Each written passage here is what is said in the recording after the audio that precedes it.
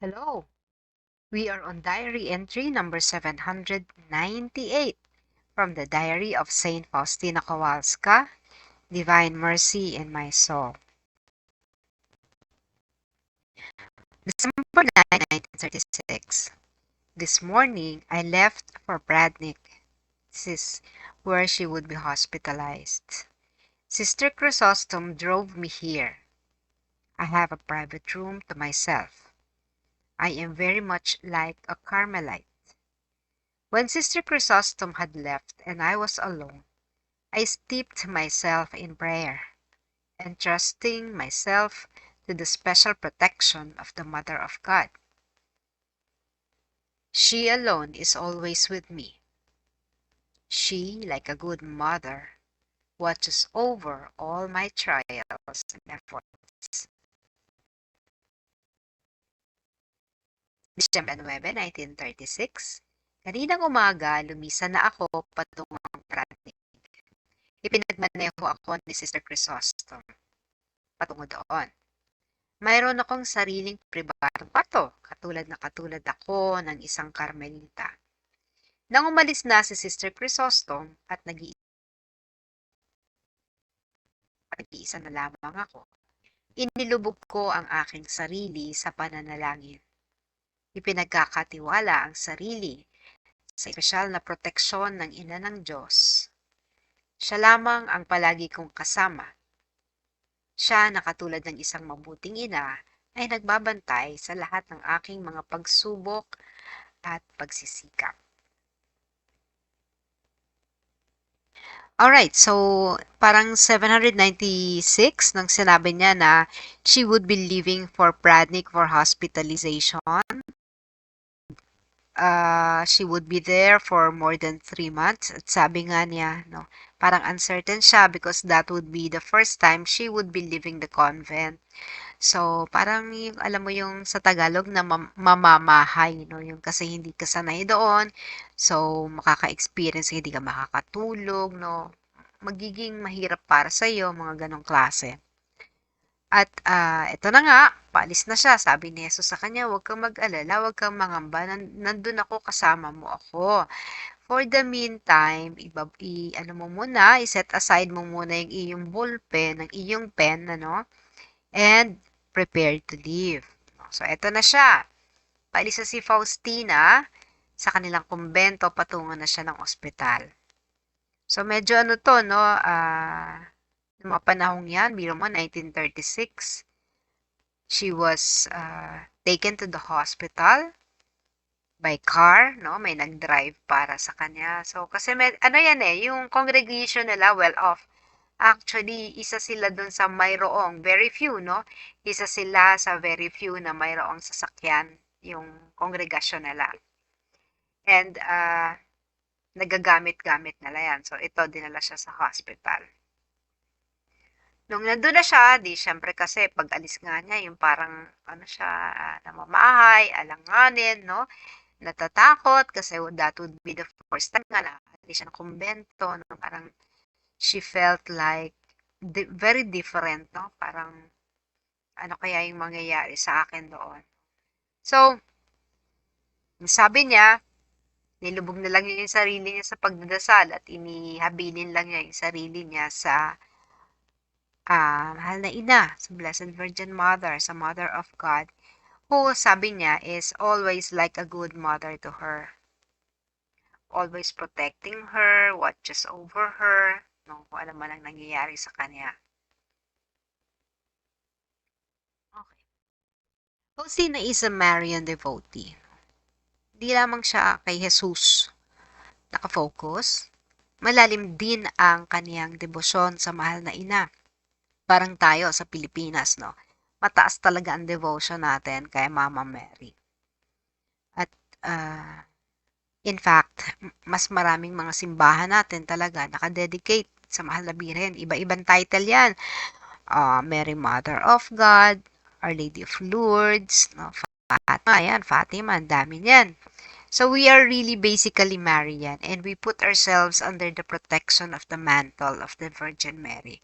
At ang ating patrona, no, sa Pilipinas bilang isang bansa, ang patron saint natin is the Immaculate Conception. So, si Maria pa rin, ano? Ganon kalakas ang devotion natin to Mother Mary, to Mama Mary. Makaina kasi tayo no? Hindi, alam mo yun yung ina na very maaruga, no? Mapapagsabihan mo, ng suliranin mo, shoulder to lean on, yung mama, no? Lagi tayong gano'n, nanay, ganyan. Lagi kang lalapitan natin sa buhay natin. Yung ina natin, ano? Not the father, kasi the father image, parang laging, parang strict gano'n. Pero yung nanay, yan naman yung laging parang uunawa sa atin. Kasi nga, iba yung bonding ng isang ina sa kanyang anak kasi tayo ay nagmula sa kanya, no? Iniluwal tayo ng ating ina. This does not mean na wala namang masyadong role ang ating tatay sa ating pagkakalabas sa mundong ito. But, of course, meron, no? Hindi naman magagawa tayo kung sinanay lang. No? Pero hindi malilimutan ng isang inang kanyang anak. Dahil ang kanyang anak ay dumaan sa kanya. Hindi lang sa kanyang sinapupunan, dumaan din sa kanyang mga kamay. No? Yung inalagaan tayo ng ating ina. So, parang ganun ang feeling ni Faustina nung nakakonfine siya sa hospital. Ipinagkatiwala na lang niya ang sarili niya under the protection, no, of the Virgin Mother. Ano yung protective garment ng mahal na ina sa atin? So, meron siyang mantle, tinatawag na mantle of protection, yung kanyang kapa. No? Kaya nga maraming gumagamit yan, halimbawa sa Guadalupe, yung kapa na ginamit na mayroong image ng Our Lady of Guadalupe. Inano yan, binabalot yan sa mga taong may sakit or inilulukob yan bilang protection. And also, as a healing tool, isang gamit na pampagaling, sa pagpapagaling. No? Dahil niniwala tayo na kapag tayo nasa ilalim ng protection ng mahal na ina, kahit yung mga sakit na yan, napoproteksyonan tayo. So, malalim ang ating debosyon sa mahal na ina. Ang kaso mo lang naiiwan yung ating Panginoong Hesukristo. Kasi dapat si Maria, ano lang siya, no? Daan, way, or channel, patungo sa kanyang anak. Kaya marami sa atin nasa stuck na doon na lang kay Maria. Kaya minsan, Divine Mercy, okay na ako kay, dito sa Fatima or whatever Marian devotion they have. So, nasa stock, hindi directly na ililink or na i-connect na si Maria ay daan patungo sa kanyang anak. Hindi naman gusto ni Maria na siya ang sambahin natin. Hindi gusto ni Maria na siya ang ating bigyan ng focus sapagkat hindi naman siya ang liwanag. Ang liwanag ay ang kaniyang anak. At ang gusto ni Maria ay dapat mapalapit tayo sa kanyang anak. Kaya, in terms of the devotion, as Divine Mercy devotee, kailangan na iuugnay natin ang mahal na Birhen. Ang debosyon natin ay naitatawid natin patungo sa debosyon natin sa banal na awa. Mary is also the Mother of Mercy. Siya rin ang ina ng awa. Sa kanya din dumadaloy ang grasya. Kaya nga pag may mga hinihiling tayo, ipinapanalangin natin sa mahal na Birhen, na ibibigay, no? Kasi si Maria, dispenser din siya ng grace, ng grasya. So, sa kanya muna, dadaan bago sa iba. And we believe that Mary is also the caretaker of saints, no? Siya yung nag-aaruga. Siya yung kumbaga naka-assign sa kanyang office, no? Ang pag-cultivate, paghuhubog, formation of saints. But then, ang sinasabi natin, gamitin natin yung ating debosyon kay Maria para makatawid tayo sa debosyon sa banal na awa. Kasi ito talaga ang liwanag. Si Kristo talaga, si Jesus, no? Ang kanyang anak, ang anak ng Diyos. Hindi si Maria. Maria is a human being. Okay, conceived without sin.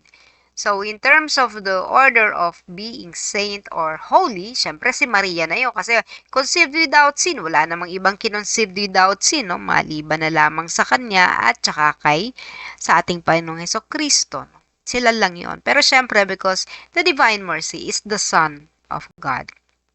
And Mary is the Mother of God. But Mary is not God. Jesus is God. So, gagawin natin kung si Jesus ay dumaan sa sinapupunan ni Maria. Naging daan si Maria para sa pagiging tao ng ating Panginoong Hesus. Ganon din, para rin tayong lumalabas sa sinapupunan niya at tayo ay inihahatid niya sa kanyang anak. So, halimbawa, yung memorare sa Malabiren, sinasabi natin, remember, O most gracious Virgin Mary, that never was it known that anyone who fled to your protection, invoked your help, or sought your intercession, was left unaided. So yun, no, parang sinasabi dito sa prayer na to, sa memorara, no, sino mang lumalapit for protection ay hindi maaaring uuwi ng luhaan, bigo, no? Hindi maaring hindi matutulungan. Yan si Maria, Mother of Perpetual Help.